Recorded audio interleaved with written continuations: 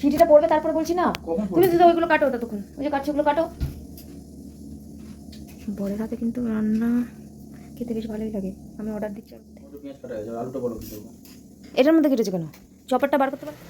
আজকে আমাদের রান্না হচ্ছে কষা কষা আলুর দম, আর হবে পরোটা। না, পরোটা পাঠিয়ে দিয়েছে শাশুড়ি মা। আলুদমটা যে খেয়ে দেখো, তুমি জানো প্রথম রান্না করছি। কাঁচা হাঁড়ি কর পুরো। আচ্ছা তোমরা বলো তো কারা কারা এরকম বড়ের হাতে রান্না খেতে ভালোবাসো? আমার তো ভালোই লাগে। তোমাদের ঘর হবে কেন, আমি দিয়ে থাকি। আমরা এখন আলু দম করতে দিয়েছি, দম করতে দিয়ে মানে আলুটা সিদ্ধ করতে দিয়েছি, সিদ্ধ করতে দিয়ে এখন আমরা গল্প করছি। আর কী বলবো কী বলবো কি বলবো, খেয়ে নিন্দা করবে আর কি? বলে ভালো হয়নি। না না, একবার পোলাও রান্না করেছে মা, কিন্তু দারুণ বলেছে। পোলাও হয়েছে, আমি পোলাও বানিয়েছি, ফ্যান্টাস্টিক পোলাও হয়েছে। তুমি রান্না করলে সব কিছুই ভালো হয়, আমি রান্না করলে কোনো কিছু ভালো হয় না, তাই না? আমার তো পোলাওটা জড়িয়ে জড়িয়ে গেছে, জড়িয়ে জড়িয়ে আমার গেছে। পোলাওটা ছাড়া ছাড়া পোলাও হয়েছে। আর মা তো তোমার প্রশংসা করে পঞ্চমুখ আমার মা।